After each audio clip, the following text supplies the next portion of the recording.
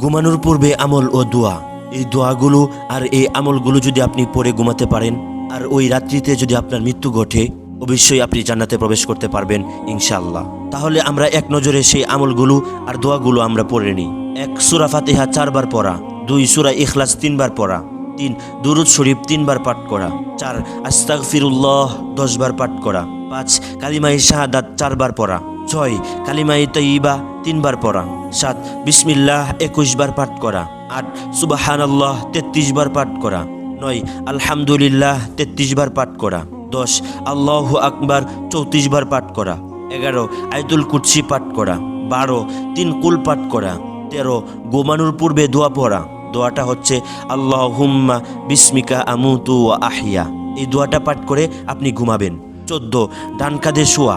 আল্লাহ রাসূল সাল্লাল্লাহু আলাইহি ওয়াসাল্লাম সবসময় ডান কাঁধে শুয়ে ঘুমাতেন। আর কোনো ব্যক্তি যদি ডান কাঁধ হয়ে ঘুমাতে যায় তাহলে আল্লাহ তাআলা সারা রাত তার আমলনামায় নেকি দান করেন। সুবহানাল্লাহ। আমরা তো ঘুমাবই, এই জন্য আমরা ডান কাঁধে ঘুমানোর জন্য চেষ্টা করব ইনশাআল্লাহ। 15 ঘুম না আসা পর্যন্ত আস্তাগফিরুল্লাহ পাঠ করতে থাকা। এই কাজগুলো করে যদি আপনি ঘুমাতে পারেন, সারা রাত আল্লাহ তাআলা আপনার আমলনামায় নেকি দান করবেন। এবং যদি এই রাত্রিতে আপনার মৃত্যু ঘটে, আপনি মৃত্যুবরণ করার সাথে সাথে ফেরেশতারা আপনাকে জান্নাত পর্যন্ত পৌঁছিয়ে দিবে। সুবহানাল্লাহ।